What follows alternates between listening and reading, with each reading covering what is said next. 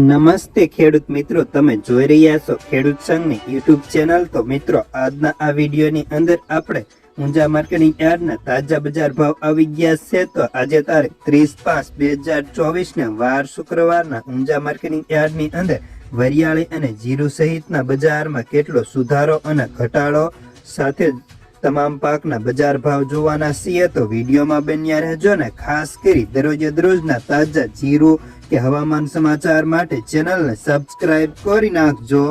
ઈસબગુલ 2301 થી 3175, અજમો 1000 થી 3180, વરિયાળી 811 થી 5660, જેમાં ગઈકાલની સરખામણીએ આજે 400 રૂપિયા ઢીલા હતા।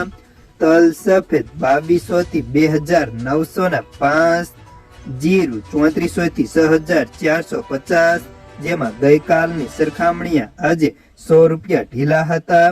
સુવા 1200 થી 1950, મેથી 1150 થી 1151, ઈસબગુલ 3175।